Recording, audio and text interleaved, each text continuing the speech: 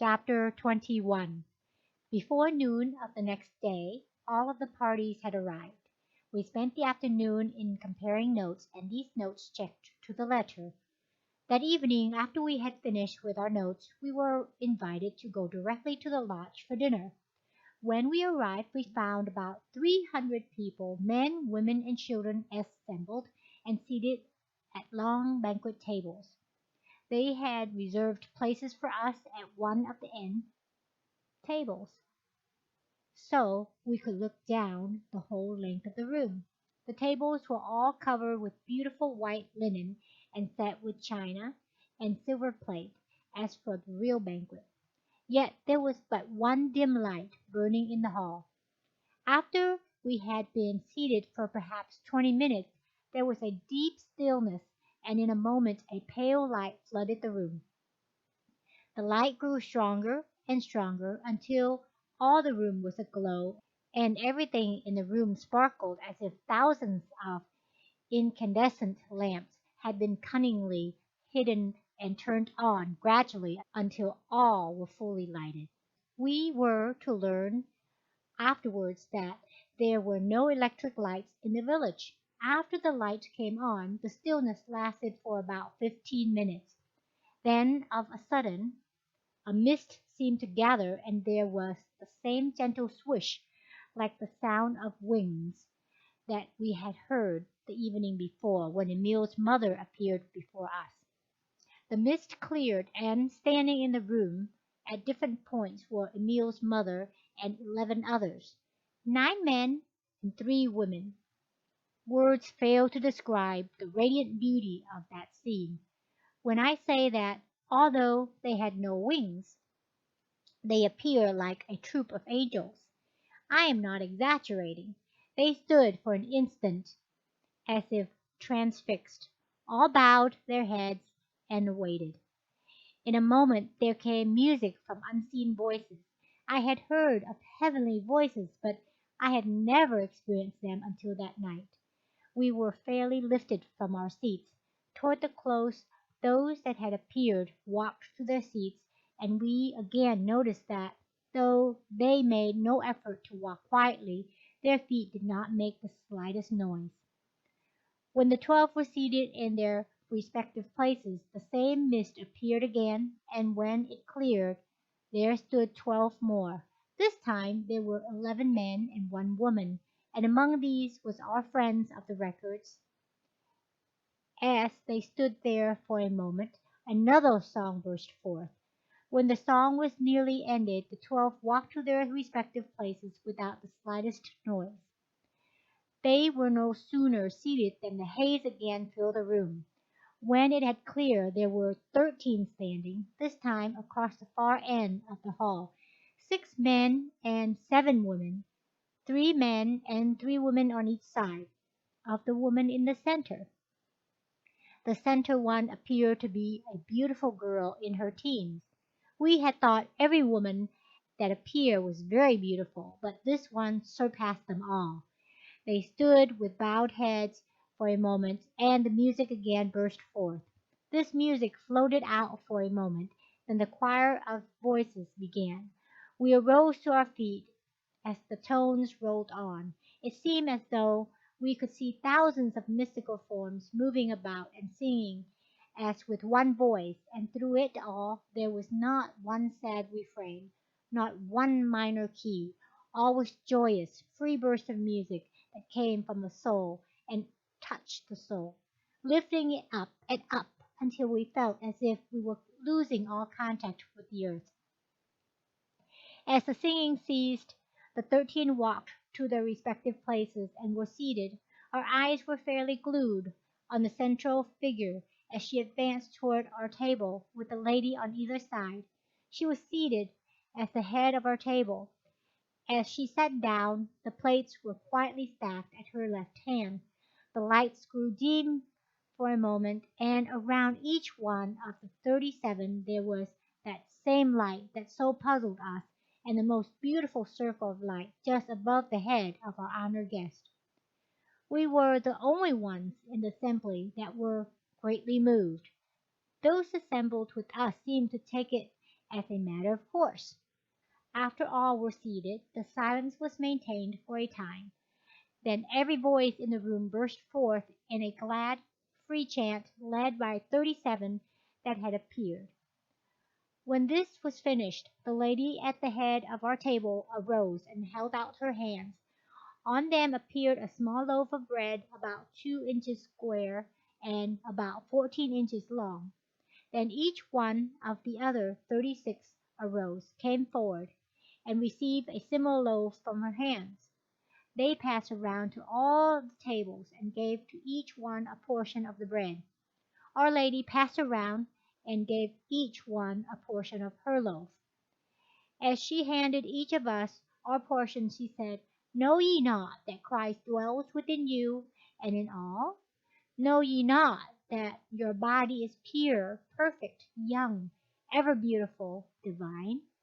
Know ye not that God created you an exact image and likeness of himself, and gave you dominion over all things?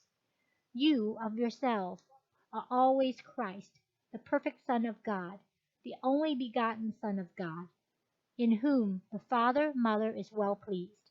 You are pure, perfect, holy, divine, one with God, all good, and each and every child has a right to claim his sonship, this divinity." When all had been given a portion, she returned to her seat, and the loaf was the same length and size as it was when she broke the first portion from it. After this ceremony was over, the edibles began to arrive. They came in large covered containers. These containers just appeared on the table before the lady as if they were placed there by unseen hands.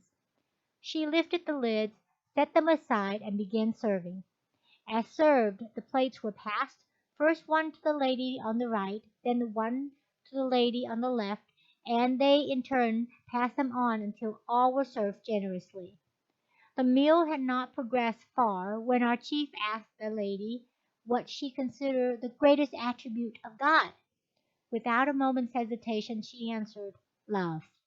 Then she went on to say, "The tree of life is located in the midst of the paradise of God, the very depth of our own soul, and the rich, abundant fruit that grows and ripens to the fullest perfection, the most perfect and life-giving, is love.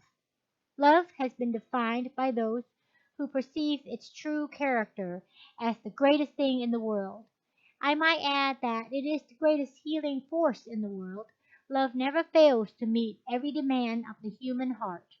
The divine principle of love may be used to eliminate every sorrow, every infirmity, every harsh condition, and every lack that harasses humanity. With the right understanding and the use of the subtle and illimitable influence of love, the world may be healed of its wounds, and the sweet mantle of its heavenly compassion may cover all inharmony, all ignorance, and all mistakes of mankind. With wings outstretched, love searches out the arid spots of the human heart, the waste places of life, and with seeming magic touch redeems humanity and transforms the world. Love is God, eternal, limitless, changeless. Go beyond all vision into infinitude. The end we can only envision. Love fulfills the law of its own, consummates its perfect work, and reveals the Christ within the soul of man. Love is ever seeking an inlet whereby it may flow forth into the soul of man, and pour itself out as all good to him. It is not disturbed by man's perversity and discordant thinking. God's eternal, changeless current of love flows ever onward, carrying before it into the great universal sea of forgetfulness every appearance of inharmony or ugliness which disturbs the peace of man. Love is the perfect fruit of the Spirit. It goes forth, binding up the wounds of humanity, drawing nations into closer harmony, and bringing peace and prosperity to the world. It is the very pulse of the world. the heartbeat of the universe.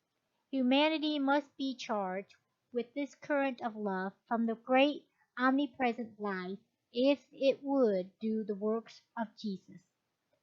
Does life press heavily upon you? Do you need courage and strength to meet the problems that confront you? Are you sick or afraid? If so, lift your heart and pray to Him who leads the way. The imperishable love of God enfolds you. You need not fear. Did He not say, "Before they call, I will answer, and while they are yet speaking, I will hear"? Approach this throne of grace boldly, not as you have thought of beseeching and groveling attitude, but with the prayer of understanding faith, knowing that the help you stand in need of is already yours. Never doubt. Do more. Ask. Claim your birthright as a child of the living God, as Jesus did. Know that in the invisible, universal substance in which we all live and move and have our being, is very good and perfect thing that man can desire, waiting to be drawn forth by faith into the visible form of manifestation. Read in your own great book what Paul says of love in 1 Corinthians chapter 13, using the word love instead of charity as was intended. Consider Solomon, when in the night of his experience he allowed his radiant love nature to expand to the universal plane of consciousness, where he asked to be of service and not for self. This brought to him wealth untold, and added to this was life and honor beyond his power to ask. He recognized the wisdom of love, and love released its boundless wealth upon him. Silver was counted as naught in the days of Solomon. Even the drinking vessels of this mighty king of love were pure of gold. To love is to release God's unlimited storehouse of golden treasure. If we love, we cannot help giving, and to give is to gain, and the law of love is fulfilled. Then, by giving, we set in operation of unfailing law of measure for measure, with no thought of receiving. It is impossible to avoid receiving, for the abundance you have given is returned to you in fulfillment of the law. Give, and it shall be given unto you, good measure, pressed down, shaken together, and running over, shall man give unto your bosom. For with the same measure that you meet withal, it shall be measured to you again. If we work in the spirit of love, we must have God present in consciousness. To be one with life, love, and wisdom is to consciously contact. To consciously contact God is to have abundance pressed upon us, the same as abundance of food has been pressed upon us tonight. You see, there is an abundance for all, and none need want in the presence of God's abundance. This thought of abundance must lift the mind far beyond the bounds of limitation. To conceive abundance, one must relinquish all thoughts of things in particular. This concept is so large that it will not permit the thought of detail. To hold it in mind, consciousness must swing far out into the universal and revel in the joyousness of perfect freedom. This freedom must, however, not be taken for license, for we are held responsible for every thought, every act. Our consciousness cannot attain to this freedom in an instant. The breaking of the last vestige of limitation may be accomplished in an instant, but the preparation of the glorious event has gone before. The preparation in minutest detail has been accomplished from within, just as every petal of the flower is perfected in every detail within the bud. When the perfection is complete, the bud bursts its sepal shell and the flower comes forth beautiful. Just so man must break the shell of self before he can come forth. God's laws are changeless, the same as they have ever been. While they are immutable, they are beneficent, for they are good. When we live in conformity to them, they become the very foundation stones on which we build our health, our happiness, our peace and poise, our success and attainment. If we abide fully in God's law, no evil can befall us. We do not need to be healed. We are every whit whole. How well we realize that in the great heart of humanity there is a deep homesickness which never can be satisfied with anything less than a clear consciousness or understanding of God, our Father. We recognize this hunger as hearts cry after God. There is nothing the human soul so longs for as to know God, whom to know aright is life eternal. We see people ever shifting from one thing to another, hoping they will find satisfaction or rest in some accomplishment or in the possession of some limited mortal desire. We see them pursuing and gaining these things only to find themselves still unsatisfied. Some fancy they want houses and lands, some great wealth, and some great learning. We are privileged to know that man has all these things within himself. Jesus, the great master, attempted to have all see this. How we do love him! He stands out so beautifully triumphant because of his attainments. We love all who have reached the heights or high places in consciousness that Jesus has. We not only love them for their attainments, but because of what they really are. Jesus never allowed himself to dwell in the external after his illumination. He always kept his thoughts at the central part of his being, which is the Christ. In Jesus, the Christ, or central spark, which is God in us all, living in everyone today, was drawn forth to show itself perfectly ruling the material body of flesh man. It is in this way that he did all his mighty works, not because he was in some way different from you. He had no greater power than all have today. He was not in some way a son of God, and we only servants of God.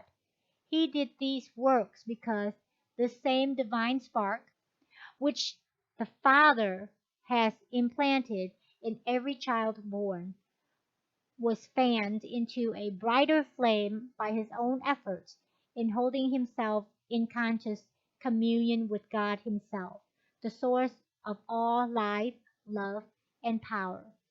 Jesus was a man the same as all men are today. He suffered, was tempted, and tried, just as you suffer because of the temptation and trials.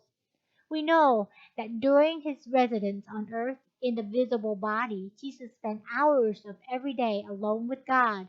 And we know that in his early manhood, he went through just what we have gone through and that you are going through today. We know that every man must overcome the mortal, the fleshly desires, the doubts and fears, until he comes to the perfect consciousness or recognition of the indwelling presence. This Father in me, to whom Jesus ascribed the credit of all his mighty works, he had to learn as we had to learn, and as you are learning today.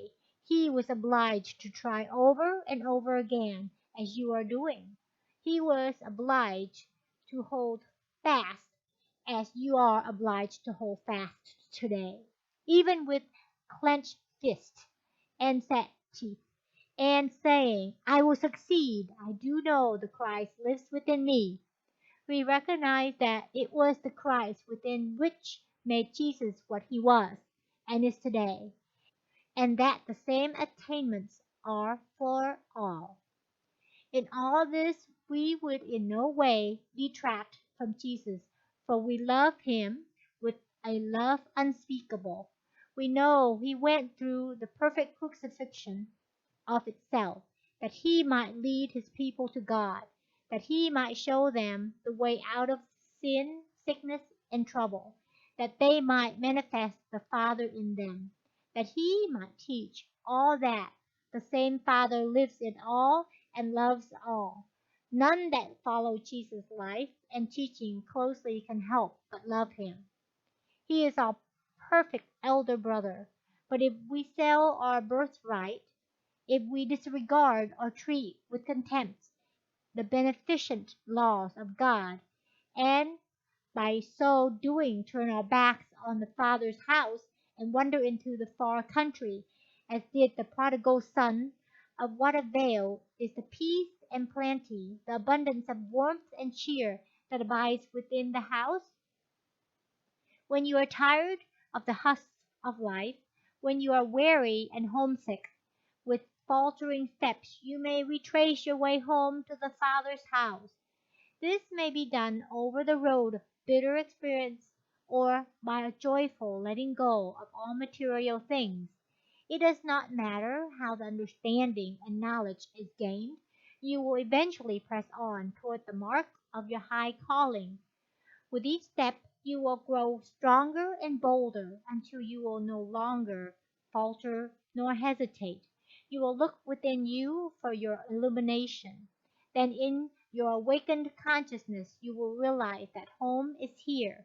It is the divine omnipresence in which we all live, move, and have our being.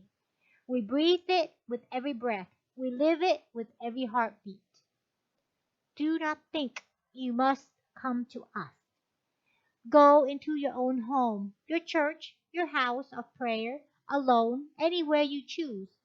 Jesus, the great love master, can help you. All those that have passed and are receiving the highest teachings can help you and are endeavoring to help you where you are now and at all times. How plainly we see Jesus and all the others always ready to help those who call. You need but make the call, and they answer before the call is even finished. They stand and walk beside you every moment. What you must do is to raise your consciousness so that you can see and know that you walk beside them. Then you will not falter. They are holding out their hands and saying, "Come unto me, and I will give you rest." This does not mean come after death. This means come now, just as you are. Raise your consciousness to our consciousness, and behold, you stand where you are tonight, above all mortal limitations, abundantly free. Peace, health, love, joy, and prosperity are here. These are the fruits of the Spirit, the gifts of God. If we look unto God, no harm can befall us, no evil can come in nigh us. If we look to Him wholly, we are healed of our infirmities in the transcendent name of the law, or Jesus. God is in the midst of you, child of infinite, immortal Spirit. There is naught to make you tremble or despair, not to make you fear. From the bosom of the Father you came. The breath of the Almighty God created you a living soul. Before Abraham was, you were. Beloved, now are we sons of God, joint heirs with Christ. The same power is in you that is in Jesus. This is called the mantle of the Spirit. With the right concept of this, it is found that there is no decay, no disease, no accident, no death, nothing that can take your life in any way. You can draw this mantle so closely around you that nothing can penetrate it, nothing can touch you. All the destructive agencies or forces ever created by man may be directed at you, yet you will come forth unharmed. If by any chance the outer form should be destroyed, it would immediately return as spiritual in the same form. This is an armor better than any armor plate ever devised by man, and you can use it at all times without money and without price. You can stand forth as you are, the child of the living God. Jesus recognized this, and he could have saved himself the Calvary experience. Had he wished to use his power, his enemies could not have touched him. He saw there was a great spiritual change taking place in his body and saw that If this was brought about among those he knew and loved without some outward change, the great many would not recognize the spiritual import, but would still cling to the personal. He knew that he had the power to overcome death, and he wished to show those that he loved that they had the same power. So he chose the Calvary way, the way they could see, and seeing they could believe. He also wished to show that he had so perfected his body that should his enemies take his life, as they looked upon life and place his body in the tomb and roll a great stone thereon, the last limitation that man could put upon it, still he, the true self, could roll away the stone and raise his real or spiritual body above all mortal limitations. Jesus could have taken his body and disappeared, but he chose to show that when the spiritual body is developed, no material accident or condition can destroy it, not even the taking of the life by another. After the crucifixion and ascension, his body was so highly developed spiritually that Jesus was obliged to raise the consciousness of those about him to a plane where they were able to see him, just as we are obliged to raise the consciousness of nearby all those about us tonight. When the women came to the tomb that morning and found the stone rolled away and the grave clothes lying by, even they did not know him until he had raised their consciousness to the plane where they could behold him. Then later, when two were on the road to Emmaus, Jesus drew near and conversed with them. Yet they knew him not until he broke bread with them. At that time their consciousness was raised to the plane where they could behold him. Just so, when he appeared to others, he even walked and talked with them. Yet they did not recognize him because their consciousness was not functioning on the plane where they could see him. The moment their consciousness did rise or function on the plane with his, they saw him. Then some perceived the spiritual import of actuality. They saw the deep meaning underlying it all. They knew. Yet with all this a great many did not believe in him because they had not yet attained a plane in consciousness where they could see or perceive the underlying spiritual meaning. Then the veil of mystery drawn by man's mortal perception was removed, and the veil of the temple was rent in twain from the top to the bottom. The consciousness was attained that death had been overcome, and that not only death, but all man-made mortal limitations could and would be overcome by coming up over them or raising our consciousness to the plane on which they can no longer be seen, and therefore do not exist. If this consciousness is loved and cherished, it will come forth. This was the revelation that came to Jacob as he lay upon the hard stone of materiality. It was revealed to him that that which is gazed upon is brought forth, and his realization of this released him from his material bondage. It was this which prompted him to put spotted sticks in the cows drinking water, thus causing them to bring forth spotted offspring. So, we can definitely put forth our ideal into the formless that is formed direct from the unformed, that which appears invisible to mortal consciousness. The drinking water of the cows but typifies the mirror through which the image held in mind is reflected to the soul, the innermost, and then conceived and brought forth. It is the same with the friends assembled here tonight. Only a few of the earnest ones perceive, and they go on, unfold, and do the real work of God. Others make good beginning, but it soon requires too much exertion to surmount the first wall of materiality. They find it much easier to drift with the tide, and they drop out. We have all lived in the visible, mortal plane on this earth. In fact, we have never left the earth. We are now invisible only to those that are in mortal consciousness. To those that are on higher plane of consciousness, we are always visible. Every seed idea placed in the soul becomes a conception and is given thought form in mind, later to be experienced in physical form. Ideas of perfection produce perfection. The reverse is equally true. Just as the sun and the earth produce with equal willingness in the mighty tree or the frailest flower, when their respective seeds are planted, so spirit and soul respond to man, and that which he desires or that for which he has asked, believing he receives.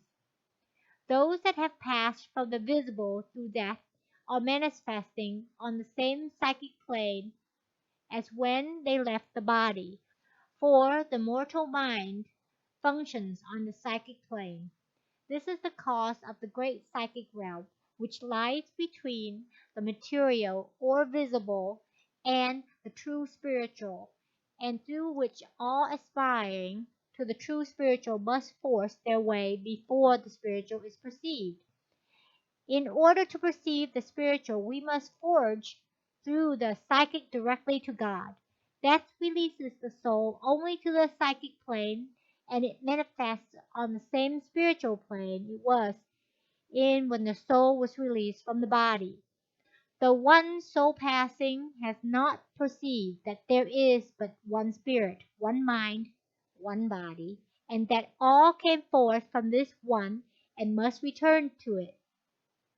The spirit sent forth from this one and given a perfect body is as much a part of the one spirit as our arm is a part of our whole body, and is never separated from it, and any more than any member of our body is a separate part, but is one with the whole body and must be fitly joined with it to make up the whole. So must all spirit or expression be fitly joined together to be complete and perfect. They shall all be gathered together in one place, means that we shall be conscious that we are all one expression of divinity and all from the same source, God. This is the atonement, the act one-ment, knowing we are all created in the image and likeness of God, exactly like Him, an image through which He may and can express the ideal He has conceived for us. To be willing that God shall express perfectly through us the highest ideal He has conceived is the meaning of, not my will, but thine, O God, be done. None can rise above the mortal thoughts without doing the will of God, whether he does it consciously or unconsciously. Here the talk dropped for a moment, and one of our party asked about relativity of matter. She went on to say, the real world is substance, the relativity of substance. Let us consider for a moment the five kingdoms, the mineral, the vegetable, the animal, the man, and the God kingdoms. We will begin at the mineral, the lowest. We find every particle of the mineral kingdom expressing the one life, the life of God. The disintegration or division of particles of the mineral, combined with elements of air and water, has formed soil, every particle still retaining the original life, the life of God. This gives place to the vegetable kingdom, the next higher expression of God to come forth. Then the vegetable, every part of which contains this one life, has taken up a part of this life from the mineral, has increased and multiplied it, and is expressing it one step higher toward the God kingdom. This gives place to the animal, the next higher expression of God. Then the animal, every part of which contains the one life, has taken up a part of this life from the vegetable, has increased and multiplied it, and is expressing one step higher toward the God kingdom. This gives place to the man kingdom, the next higher expression of God. Then the man kingdom, every part of which contains the one life, has taken up a part of this one life from the animal kingdom, and in expressing it one step higher, gives place to the God kingdom, the highest expression through man. When man has attained this kingdom, He recognizes that all have come forth from one source, that all contains one life, the life of God, and he has gained the mastery over all material things. But we need not pause here, for all is progression. When he arrives here, he will find there are new worlds still to conquer. Now we come to the place where we recognize that all space, all magnitude contains the one life, the life of God, that all is from the one source and substance. Then all substance becomes relative or related, does it not? Here the talk ended, dinner was finished, and the room was cleared of tables and chairs. There followed a time of frolic and fun, including dance and song, with the music furnished by the invisible choir, and all enjoyed the good time together. The evening finally ended in music and song. The invisible choir became visible, walked among those assembled, and at times floated just above their heads. The final ending was one outburst of music, song, and laughter, with all participating. Taken altogether, it was the most impressive scene that we ever witnessed. We were told that if we would become quiet, we could hear the music at all times. But it is only on an occasion like this that the chorus accompanies the music. We tried this a number of times afterward and found that we could hear the music. It was always low and beautifully sweet, but it never had the glad, free ring of that one evening unless there were a number of the masters congregated. We were told that this music is what has been called the angel choir. They call it the symphony of souls in accord. We stopped at this village 3 days, and during that time saw a great deal of our friends. The evening of the third day they bade us good-bye, and saying they would meet us at our winter quarters, disappeared. End of